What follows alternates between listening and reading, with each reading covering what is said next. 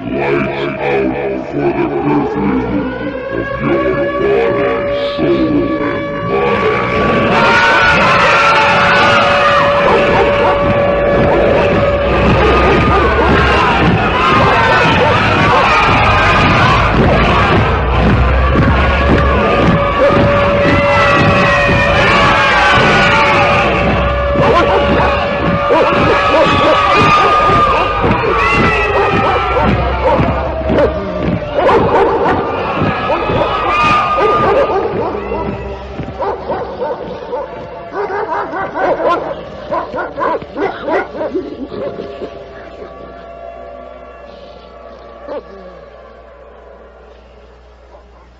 I'm William Cooper, and you're listening to the Hour of the Time.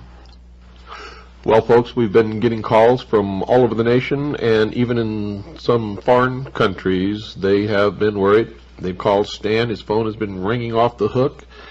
It seems some rather spurious and ambitious individuals have been spreading the rumor by word of mouth, by the written word, and even on talk radio all across this country that I'm dead. Well, folks, here's my answer to that. To all of my regular listeners and all the ships at sea around the world, it's me, William Cooper, speaking to you from the dead, where I have indeed seen the light, and I turned it off. One of the most disgraceful acts which stain the annals of the Templars, says even one of their ardent admirers, occurred in the year 1155, when Bertrand de Blancfort, whom William of Tyre calls a, quote, pious and God-fearing man, unquote, was master of the order. In a contest for the supreme power in Egypt, which the viziers bearing the proud title of Sultan exercised under the phantom caliphs, Sultan Abbas, who had put to death the caliph, his master, found himself obliged to fly from before the vengeance of the incensed people. With his harem, and his own and a great part of the royal treasures, he took his way through the desert. Well, a body of Christians, chiefly Templars, lay in wait for the fugitives near Ascalon. The resistance offered by the Moslems was slight and very ineffectual. Abbas himself was either slain or he fled, and his son, Nasiruddin, professed his desire to become a Christian. The far larger part of the booty, of course, fell to the Templars, but this did not satisfy their avarice. They sold Nasiruddin to his father's enemies for 60,000 pieces of gold.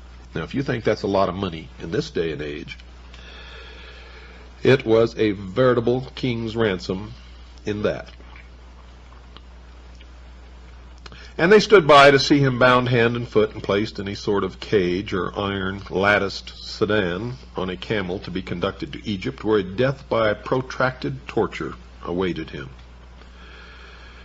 It was not the Templars alone, folks, who were guilty of arrogance and worse. The Hospitallers had deteriorated from their first fine beginnings, and the annals of both orders are not innocent of unpleasantness, though they are indeed well filled with tales of glory. The Hospitallers, for instance, refused to pay tithes to the Patriarch of Jerusalem, even going so far as to erect immense buildings in front of the Church of the Holy Sepulchre as a practical demonstration of their own importance. And when the Patriarch entered his church, they rang their bells so loudly that he could not make himself heard. There is an occasion recorded when, quote, the congregation was assembled in church, the Hospitallers rushed into it in arms and shot arrows among them as if they were robbers or infidels. These arrows were collected and hung up on Mount Calvary, where Christ had been crucified, to the scandal of these recreant knights. On applying to Pope Adrian IV for redress, the Syrian clergy found him and his cardinals so prepossessed in favor of his enemies, bribed by them in fact, as was said, that they had no chance of relief, unquote. This then, folks, was the background of the rise of the Templars and the flavor of their environment. Now, if one adds to these elements the fact that various very heterodox sects, Gnostic, Manichae, and the rest, still lurked in the Holy Land, together with a great deal of magic and superstition of every kind, then there is a possibility, to say the least, that the Templars were infected by it. The facts indeed show that they were not only infected, but taken by it, and were initiated into not only the branch known as the Assassins, but veritably arose from the secret sects in Syria.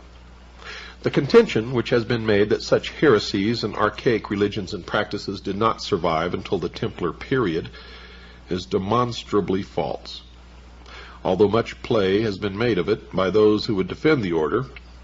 For do such sects not endure there until this very day? Well, this is not to say that the Templars were guilty of the practices which formed the substance of the confessions later to be wrung from them by barbaric torture, which we will examine in due course. But a secret tradition and magical rites may well have played a part in their hidden lore and practices. It should also be remembered, folks, that towards the end there were Templars who were of actual Palestinian birth, who would have every opportunity of absorbing the unorthodox beliefs of the many schools of a magico-religious nature which existed in the area. The Grand Master Philippe of Nablus, in 1167, for instance, was a Syrian, and many crusaders were Levantine lords, whatever their original blood, speaking Arabic with perfection. It was in 1162 that the Magna Carta of the order was obtained by the Templars. The bull Omne Datum Optimum, often described as the keystone of their power. And through this instrument they were able to consolidate their authority and preserve their secrets against intrusion. They were to find, too, that it did much to excite the envy of their opponents. Pope Adrian IV had died. The two rival popes were elected, Alexander III by the Sicilian group and Victor III by the imperial party. At first the Templars acknowledged Victor, but in 1161 they switched their allegiance to Alexander. There was probably some sort of secret arrangement behind this, for by January 7th of the following year the famous bull was issued. By the terms of this document, the Templars were released from all spiritual ties except to the Holy See itself. They were permitted to have special burial grounds in their own houses. They could have chaplains of their own. They had no tithes to pay, which in that day and age was miraculous, and were allowed to receive tithes, which was absolutely incredible. Nobody who had once entered the order could leave it, except to join one with a stricter discipline. The stage, dear listeners, was set for clerical hatred of the Templars and Hospitallers, who had similar privileges, and in fact were one and the same, and still are today, although the advantages to the Pope from the combined support of these two orders could hardly be overestimated. In 1184 an incident occurred which inspired a great deal of distrust of the order, although the rarity of its occurrence should have underlined the fact that it was nothing of much consequence. You see, the English knight Robert of St. Albans left the Templars, became a Moslem, and led an army for Saladin against Jerusalem, then in the hands of the Franks. The charge against the Templars that they were secret Mussulmans or allies of the Saracens does not seem borne out by the fact that Saladin accused them of treacherous truce breaking and other crimes, and unlike his usual chivalrous self, took a solemn oath that he would execute such Templar captives as he could obtain as, quote, beyond the limits of Islam and infidelity alike, unquote. Nor did they make any attempts to invoke any religious bond with Saladin when they were captured, as we know from the Arabic Life of Saladin, written contemporaneously by his secretary, Qadi Yusuf. Strong evidence of this is given in the events which followed the terrible Battle of Hattin. 2 years before, Saladin had made a pact with the Assassins that they would give him a free hand to continue his holy war against the Franks, which we discussed on an earlier program. On July the 1st, 1187, he captured Tiberias. He attacked nearby Hittin at dawn on Friday, July the 3rd. 30,000 Christians were captured, including the king of Jerusalem.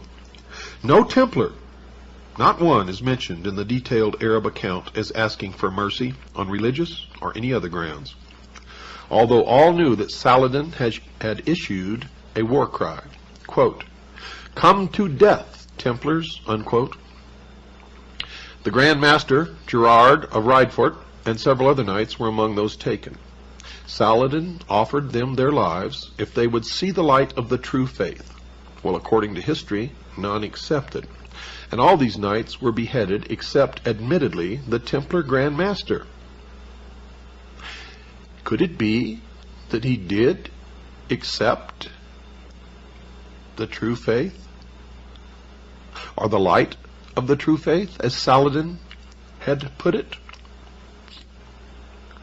A non-Templar, Reginald of Chatillon, tried to invoke the sacred code of Arab hospitality, and other crusaders claimed that they were Muslims and were spared. None of them were Templars or Hospitallers. Reginald and the Templars collectively were sentenced to death for breaking the truth and the war crime of killing unarmed pilgrims to Mecca. Arab accounts include only a few references which could be construed as indicating any collusion with the Christian army. One says that on the Friday at midday, and the battle lasted for 2 days, Sultan Saladin issued the attack cry to be passed along the Saracen host, quote, "On for Islam," unquote, at which the striped banner of the Templars was raised. And the Emir Lion of the Faith said, "Are those Sultan Saladin Yusuf's allies of whom I have heard from the reconnaissance men?" Well, this cannot be regarded as anything at all conclusive. The only other reference is to a body of Templars who went over to the Saracen side and whose supposed descendants survive to this day as the Salabiya, which means Crusader, tribe in North Arabia. This engagement, folks, spelt the end of real Western power in Palestine for over 700 years, although it did stimulate the unsuccessful Third Crusade. Although the Templars and some other Crusaders were still in the Holy Land, they had lost almost all of their possessions there. But in the West lay the real seat of their power. At this time, their European possessions numbered over 7,000 estates and foundations. Although principally concentrated in France and England, they had extensive properties in Portugal, Castile, Leon, Scotland, and Ireland, Germany, Italy, and Sicily. When Jerusalem was lost, their headquarters were transferred to Paris. This building, like all their branch churches, was known as the Temple. It was here that the French king Philippe the Fair took refuge in 1306 to escape a civil commotion. It is said that this visit gave him his first insight into the real wealth of the order. Now remember, the wealth was not for the members, for they practiced the first true socialism, international socialism, or communism. The fabulous treasures which his host showed him, giving the bankrupt monarch the idea to plunder the knights on the pretext that they were dominated by heresies. Philippe the Fair was not entirely without some grounds for attacking the Templars. For in 1208 we find Pope Innocent III, a great friend of the order, censuring them publicly for, quote, "causing their churches to be thrown open for Mass to be said every day with loud ringing of bells, bearing the cross of Christ on their breast, but not caring to follow his doctrines which forbid giving offense to the little ones who believe in him. Following the doctrines of demons, they affixed their cross of the order upon the breast of every kind of scoundrel, asserting that whoever, by paying 2 or 3 pence a year, became one of their fraternity, could not, even if interdicted, be deprived of Christian burial. And thus they themselves, being captive to the devil, ceased not to make captive the souls of the faithful, seeking to make alive those whom they knew to be dead." Unquote. The first sign of an attempt to bring some sort of physical restraint upon the Templars came from Henry III of England. For in 1252 he hinted that he might try to seize some of the property of the order. Quote, "You prelates and religious," he said, "especially you Templars and Hospitallers, have so many liberties and charters that your enormous possessions make you rave with pride and haughtiness. What was imprudently given must therefore be prudently revoked, and what was inconsiderately bestowed must be considerately recalled." Unquote. Those were the words of the king. The master of the Templars immediately replied, quote, "What sayest thou, O king? Far be it that thy mouth should utter so disagreeable and silly a word. So long as thou dost exercise justice, thou wilt reign. But if thou infringe it, thou wilt cease to be king." Unquote. Now remember that the Knights Templar at that time were the very first international bankers. They were the wealthiest order, wealthiest group then known in the world, even surpassing the kings of the different countries that existed. And even though the Hospitallers were created before the Knights Templar, eventually the two became the same order, though to the public and to the rulers of Europe, they were different orders with different names. The haughty Templars of the 14th century owned land and revenues, gained steadily in honor and importance. They might have had thrones had they wanted them, for such was their power towards the end that, banded together, as one historian points out, they could have overcome more than one of the smaller countries of Europe. Perhaps, though, they aimed even higher than that.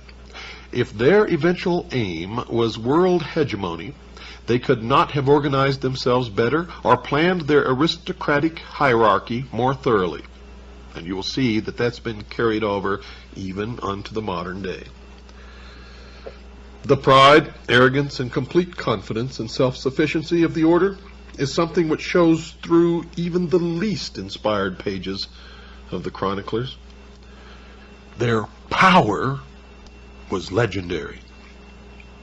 Everywhere they had churches, chapels, tithes, farms, villages, mills, rights of pasturage, of fishing, of venery, of wood.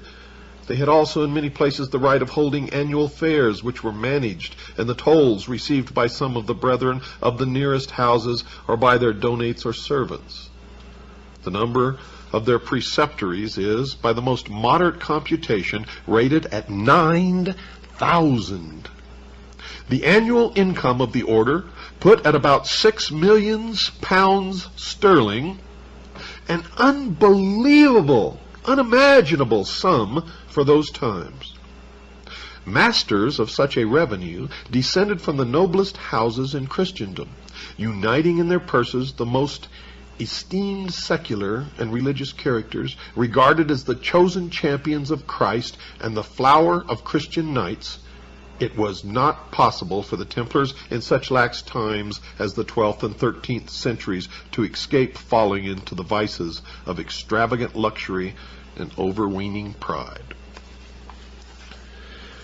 The order, folks, when fully developed, was composed of several classes, chiefly knights, chaplains and serving brothers. Affiliated were those who were attached to the order and worked for it and received its protection without taking its vows, and this affiliation was said to be derived from the Arab clientship association, analogous to blood brotherhood and tribal associations. A candidate for knighthood should prove that he was of a knightly family and entitled, yes, entitled to the distinction. His father must have been a knight, or eligible to become one.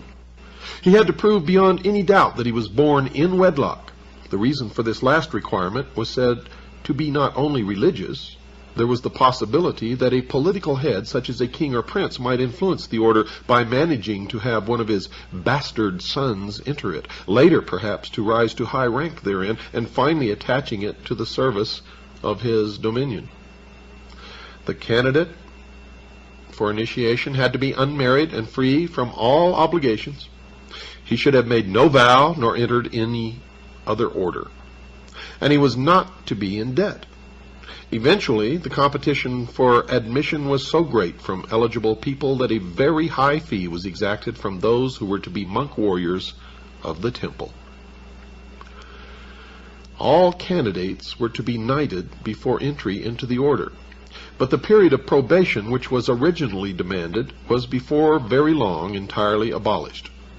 No young man could be admitted until he was 21 years of age, because he was to be a soldier as well as a monk, and this was the minimum age at which he could bear arms. When a new knight was admitted to the order, the ceremony was held in secret. This fact and persistent rumors caused the belief that certain ceremonies and tenets were put into practice which deviated more than a little from the rituals of the church.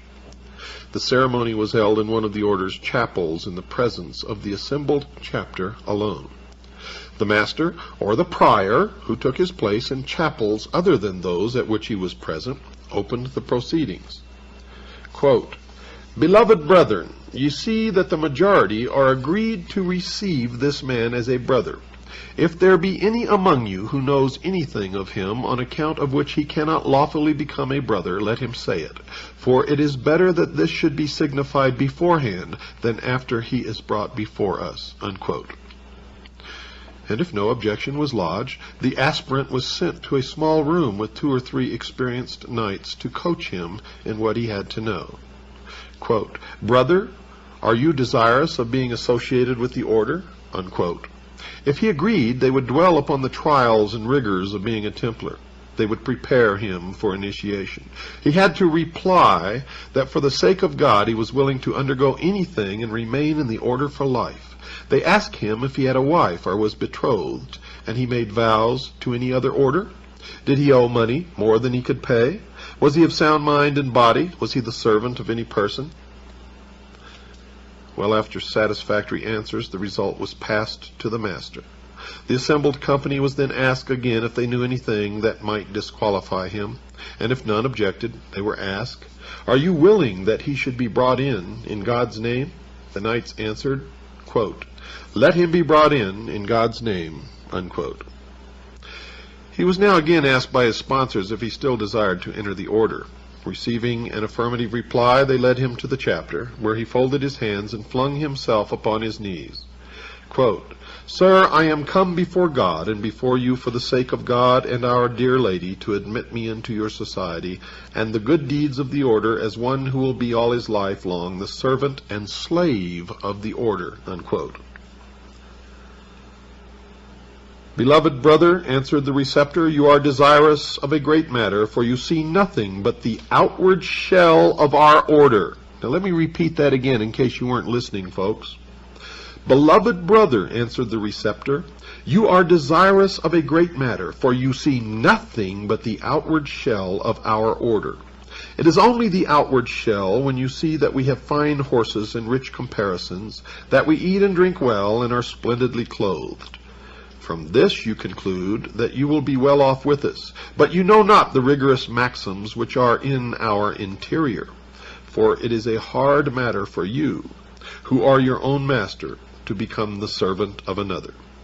You will hardly be able to perform in future what you wish yourself. For when you may wish to be on this side of the sea, you will be sent to the other side. When you will wish to be in Acre, you will be sent to the district of Antioch, to Tripolis, or to Armenia, or you will be sent to Apulia, to Sicily, or to Lombardy, or to Burgundy, France, England, or any other country where we have houses and possessions, where we wish you to do our will." Further, he says, when you will wish to sleep, you will be ordered to watch. When you will wish to watch, then you will be ordered to go to bed. When you will wish to eat, then you will be ordered to do something else, and as both we and you might suffer great inconvenience from what you have mayhap concealed from us, look here on the holy evangelists and the word of God, and answer the truth to the questions which we shall put to you, for if you lie, you will be perjured and may be expelled the order from which God keep you." Unquote. Now all the former questions were asked on Holy Writ. If the answers proved acceptable, the receptor continued. Quote, "Beloved brother, take good care that you have spoken the truth to us, for should you have spoken false on any one point, you might be put out of the order from which God keep you. Now, beloved brother, attend strictly to what we shall say unto you. Do you promise to God and to our dear Lady Mary to be all your life long obedient to the master of the temple and to the prior who shall be set over you?" unquote. And the initiate answers with, "Yea, sir, with the help of God." Again he is asked, "Do you promise to God and to our dear Lady Mary to live chaste of your body all your life long?" And he answers, "Yea, sir, with the help of God." And he's again asked, "Do you promise to God and to our dear Lady Mary to observe all your life long the laudable manners and customs of our order, both those which are already in use and those which the master and knights may add?" And he answers, "Yea, sir, with the help of God."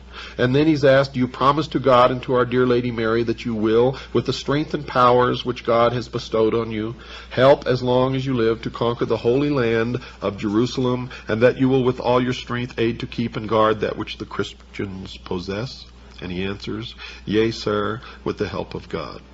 And he's asked, "Do you promise to God and to our dear Lady Mary never to hold this or leave this order for stronger or weaker, for better or worse, than with the permission of the master or the chapter which has the authority?" And he answers, "Yea, sir, with the help of God."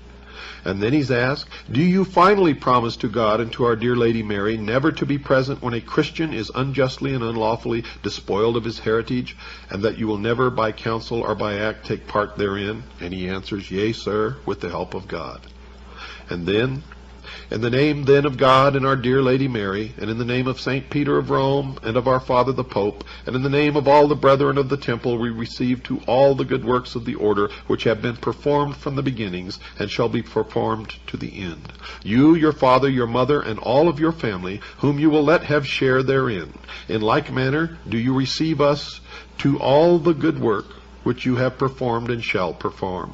We assure you of bread and water, and the poor clothing of the order, and labor and toil enow." Unquote. Then the candidate was admitted. Don't go away, folks. I'll be right back after this very short pause. With a joyous celebration, the candidate was admitted. The white mantle with its red cross was placed by the master over the neck of the candidate and clasped firmly by him. The chaplain recited the 132nd Psalm and the prayer of the Holy Ghost, and each brother repeated a paternoster. Then the master and the chaplain kissed the new entrant on the mouth. As he sat down before the master, the latter delivered him a sermon on his duties. Knights were equipped more lightly than other crusaders, and were issued with shield, sword, lance, and mace. They were allocated 3 horses each, not one with 2 knights riding, but 3 horses each, plus an esquire, who was either a serving brother or a layman, perhaps a youth from a noble family anxious to become a knight in his own turn. Retired knights were looked after by the order, became counselors at meetings, and were eventually buried in coffins in their Templar habit with the legs crossed. Many Templar gravestones show the knight with his feet upon a dog, but most show the crossed thigh bones and the skull, known as the skull and bones. The same skull and bones as the Russell Trust, the Brotherhood of Death at Yale, and the same skull and bones displayed upon the flag of the pirates. It was Philip the Fair of France, bankrupt and fearful of the growing power of the warriors of the temple, who laid the conspiracy for the suppression of the order for all time. It has been hinted that Philip had some forewarning that a plot against the throne was afoot, that the Templars, frustrated in their attempts to win back the Holy Land, were about to turn upon Pope and King alike and try to overcome all Christendom. And believe it or not, that's closer to the truth than anything that you have ever heard about the Templars. In 1305, Pope Clement had been crowned through the assistance of the French king, and was actually under the control of the French king, and Philip was ready to bring all the power of church and state against the Knights of the Temple. There had been continued rivalry between the Templars and the Hospitallers on the surface. Underneath, they were one and the same. And Clement, 6 months after his enthronement, wrote asking them to visit him for a conference, ostensibly for the purpose of making plans for aiding the kings of Armenia and Cyprus. The Pope was, however, hoping that he could effect a reconciliation between the two orders, which would in turn strengthen his own position as their only ultimate head. William de Villaret, master of the hospital, was fully engaged in an attack upon the Saracens of Rhodes, when the invitation arrived, and could not obey it. But Jacques de Molay, Grand Master of the Temple, decided to accept. He handed over the defense of Limassol in Cyprus to the orders martial, collected 60 knights, packed 150,000 gold florins plus much other treasure, and set sail for France. At Paris, de Molay was received with honors by the king, who was plotting his downfall. In Poitiers he met Clement and discussed the possibilities of a fresh crusade. De Molay opined that only a complete alliance of all Christendom could be of any avail against the Moslems, and that the amalgamation of the two orders was not a good idea. The Grand Master returned to Paris, and almost at once rumors began to circulate about certain serious charges to be preferred against the order. Troubled at this campaign, the Master, together with Rimbaud de Caron, preceptor of Outremer, Geoffrey de Gonville, preceptor of Aquitaine, and Hugh de Parado, preceptor of France, returned to Poitiers to justify the order before the Pope. An audience took place about April of 1307, in which the Pope mentioned the charges which had been made. The commission understood that their answers satisfied Clement and returned to the capital in good heart. But this, dear listeners, was only the beginning. The method by which the charges were originally said to have been made was through a former Templar who had been expelled from the order for heresy and other offenses. The Squin de Flexion found himself in prison, together with another man, a Florentine named Nofodie, and they thought or were told that they could obtain their release and a pardon for the crime of which they were currently accused, if only they would testify against the order. One account has it that de Flexion called for the governor of the prisoner, saying that he had a disclosure to make which he could tell the king personally, and which would be more to him than the conquest of an entire kingdom. Another chronicle has it that both men were degraded Templars, and had been actively engaged in the revolt against the king, during which Philip had been forced to take refuge with the Templars. It is further stated that Cardinal Cantilupo, the chamberlain to the Pope, who had been in association with the Templars since he was 11 years old, had confessed some of their doings to his master. 10 main charges were made by de Flexion against the order. 1. Each Templar, on his admission, swore never to quit the order and to further its interest by right or wrong. 2. The heads of the order are in secret alliance with the Saracens, and they have more of Mohammedan infidelity than Christian faith. And proof of the latter includes that they make every novice spit upon the cross and trample upon it, and blaspheme the faith of Christ in various ways. 3. The heads of the order are heretical, cruel, and sacrilegious men. Whenever any novice, on discovering the iniquity of the order, tries to leave it, they kill him and bury the body secretly by night. They teach women who are pregnant by them how to procure abortion, and secretly murder such newborn children. 4. They are infected with the errors of the Fraticelli. They despise the Pope and the authority of the Church. They scorn the sacraments, especially those of penance and confession. They pretend to comply with the rites of the Church simply to avoid detection. 5. The superiors are addicted to the most infamous excesses of debauchery. If anyone expresses his repugnance to this, he is punished by perpetual captivity. 6. The temple houses are the receptacle of every crime and abomination that can be committed. 7. The order works to put the Holy Land into the hands of the Saracens and favors them more than the Christians. 8. The master is installed in secret, and few of the younger brethren are present at this ceremony. It is strongly suspected that on this occasion he repudiates the Christian faith or does something contrary to right. 9. Many statues of the order are unlawful, profane, and contrary to Christianity. In fact, some of them are stone penises. The members are therefore forbidden under pain of perpetual confinement to reveal them to anyone. 10. No vice or crime committed for the honor or benefit of the order is held to be a sin. Now these charges were later augmented by others which were collected through testimony from other enemies of the order, and included such assertions as the use of the phrase, Ya Allah, which means O Allah, and the adoration of an idol called the head of Baphomet. In fact, the head of Baphomet was not an idol that they worshipped, but represented the receptacle of the intelligence, or the seat of intelligence, the brain. The light, Lucifer, the gift of intellect, primordial knowing, and that is what really the object of veneration was. Philip and his advisors prepared in great secrecy for the descent upon this powerful organization, the Knights Templar, and on the 12th of September, 1307, sealed letters were sent to all the governors and royal officers throughout France, instructing them to arm themselves on the 12th of the next month and open the sealed orders, and to act upon them forthwith by the morning of Friday, October the 13th. And on that date, almost every Templar in France was in the hands of the king's men. And thus was born the legend that Friday the 13th is an unlucky day. And notice that it was October Friday the 13th, the very first October surprise. Hardly one seems to have had any warning, but they did, because before the king acted, the Templars had moved their wealth, their treasure, their holdings out of the country of France. On the day before his arrest, the Grand Master had actually been chosen by the king to be a pallbearer at a state funeral.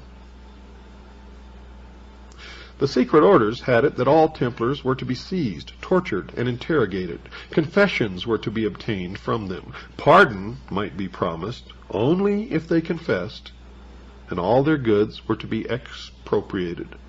But the only thing that they really got were the actual real estate property held by the Templars in France and nowhere else. None of the gold, none of their wealth, none of their jewels, none of their treasures, none of the relics that they had recovered from the Holy Land were ever found. The king himself took possession of the temple at Paris as soon as the Grand Master and his knights were arrested. The next day, the University of Paris assembled, together with canons and other functionaries and ministers, and the chancellor declared that the knights had been proceeded against for heresy. 2 days later, the university met in the temple, and some heads of the order, including the Grand Master, were interrogated. They are said to have confessed to 40 years' guilt, whatever that means. Now, whether de Molay and others confessed on that occasion or not, the king was emboldened to publish an accusation in which he called the knights polluters of the air and devouring wolves. A public meeting was called in the royal gardens and addressed by monks and representatives on this subject. Edward II was the son-in-law of the French Philippe, and to him was sent a priest who invited the English monarch to act at once against the order in Britain. Well, Edward almost at once wrote to say that the charges seemed to him to be incredible. But Pope Clement wrote on November the 22nd to London, assuring Edward that the master of the temple had confessed of his own free will, that knights on their admission to the order denied Christ, others had admitted idolatry and other crimes. He therefore called upon the King of England to arrest all Templars within his domains and to place their lands and goods in custody until their guilt or innocence should be ascertained. He condemned them to torture by the Dominican monks under the Inquisition until they confessed their guilt or were dead. Now notice the date, folks. November the 22nd in the year 1307. That's a significant date in our history and has direct bearing, as you will see, many hours down the line. Or you can see right now, if you attend my lecture in San Diego on March the 15th at 8 p.m. at the, let me see here, where is it at? At the Lafayette Hotel, 2223 El Cajon Boulevard, San Diego, Monday, March 15th, 8 p.m. Or you can call Stan and find out how to order our tape, The Sacrificed King, or my Atlanta lecture, which is over 7 hours long, including all of the Kennedy material. I bet you knew I was talking about Kennedy's assassination, didn't you? Well, this has direct bearing, as you shall see, eventually. Eventually you shall know what it all means. You'll be able to put it all together. Before the King of England received this missive, he seems to have been sorely troubled by the allegations. He wrote on November the 26th to the Seneschal of Agen asking about the charges. On the 4th of December, he wrote to the kings of Portugal, Castile, Aragon, and Sicily asking, quote, what they had heard, and adding that he had given no credit to it, unquote. He wrote to the Pope himself on December the 10th, expressing disbelief of what the French king said, and begging His Holiness to institute an inquiry. Well, folks, by December the 15th, when the papal bull arrived, Edward felt he must act upon it without question. On December the 26th, he wrote to the Pope that his orders would be obeyed, but in the interim, Edward had sent word to Wales, Scotland, and Ireland that the Templars were all to be seized, as in England, but they were to be treated with kindness. On October the 19th, less than a week after they had been arrested in France, 140 prisoners were being tortured by the Dominican Imbert in the Paris Temple. Promises and the rack produced many confessions. 36 of the examinees died during these proceedings. Throughout France, the racks worked overtime and the confessions poured forth. Many good men were crippled for the rest of their life. Many of these were contradictory and confused, and perhaps there is little wonder of that. How many of you could resist even for 5 minutes the tortures of the medieval Inquisition? The Pope now seemed a little uneasy at the arbitrary methods which were being employed. Philip wrote sharply to him saying that he, the king, was doing God's work and rendered accounts to God alone. He offered to turn over all the goods of the Templars to the service of the Holy Land. Clement, still a weakling, merely stipulated that the inquisitions of each bishop should be confirmed by a provincial council, and that the examination of the heads of the order should be reserved to himself. Now we hear a constant succession of confessions and retractions, allegations that the heads of the order confessed completely and spontaneously to the Pope himself. The Pope himself, for some unexplained reason, folks, tried to escape to Bordeaux, but was stopped by the king. Now he was the monarch's captive as well as his creation. Detailed confessions of individual Templars have been kept on record, many of them undoubtedly obtained by extreme racking and other tortures. The Templars who were prepared to defend the order in court were brought to Paris, to the number of 546, deprived of their knightly habits and the sacraments of the Church. They had no means to acquire defense counsel. Their numbers rose to 900, and now they clamored for the presence of the Grand Master, who was held elsewhere. An act of accusation in the name of the Pope was drawn up, and 75 Templars drew up the defense. The accusation had it now that, quote, at the time of their reception they were made to deny God, Christ, the Virgin, etc., and in particular to declare that Christ was not the true God, but a false prophet who had been crucified for his own crimes and not for the redemption of the world. They spat and trampled upon the cross, especially on Good Friday. They worshipped a cat, which sometimes appeared in their chapters. Their priests, when celebrating Mass, did not pronounce the words of consecration. They believed that their master could absolve them from their sins. They were told at their reception that they might abandon themselves to all kinds of licentiousness. They had idols in all their provinces, some with 3 faces, some with 1. They worshipped these idols in their chapters, believed that they could save them, regarded them as the givers of wealth to the order and of fertility to the earth. They touched them with cords which they afterward tied around their own bodies underneath their robes, and that is still practiced today by Freemasons and by the Mormon Church. Those who at the time of their reception would not comply with these practices were put to death or imprisoned. The reply of the Templars denied every charge and stated that they had been subjected to every kind of illegality since their arrest. 54 of the knights who had volunteered to defend the order were committed to the flames, having been declared relapsed heretics before the trials had even started. And you'll see this number 54 crop up later, and even in the modern day. And sometimes it's 54 plus 1, the Grand Master, who later was burned at the stake. 4 years to the day after the first arrests, the Pope led a convocation of 114 bishops to come to a final decision about the Templar order. Well, folks, the prelates of Spain, England, Germany, Denmark, Ireland, and Scotland called for the Templars to be allowed to defend themselves. The Pope retorted by closing the session almost at once. He would not hear of it. Out of 1,500 to 2,000 Templars who were in hiding in the vicinity, 9 knights actually came forward to testify for the order. The Pope doubled his guard and sent a message to the king to do the same. As there was still danger from the hidden knights, they were not heard. Only 1 Italian prelate and 3 French ones voted to prevent the order from putting in its defense. Now Philippe, deciding that something should be done to hasten affairs, set off for Venice in the conference. His arrival had an electric effect. On his sole authority, the Pope almost immediately abolished the order in a secret consistory. And this was on March the 22nd in the year 1313. And 1313 plays a significant number later on, as that was a famous address in New Orleans, as some of you may remember.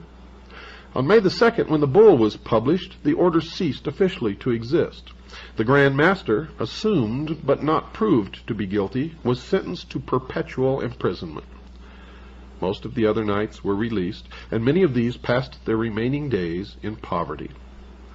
De Molay and one of his chiefs, Guy of Auvergne, proclaimed their innocence on the public stage to which they had been taken to have sentence announced. The king, upon hearing them recant their confession, immediately had them committed to the flames. And some say that while he was being burned at the stake, that de Molay cursed both the Pope and the King of France, stating that within a certain short period of time he would meet them in another life in front of God, who would judge them for their crimes. And believe it or not, folks, well within the period of time, which was not very long, both the Pope and the King of France were dead, and I'm sure joined Jacques de Molay in front of God for their final judgment. We are in no way finished with the story of the Knights Templar. But until tomorrow night, good night, and God bless each and every one of you.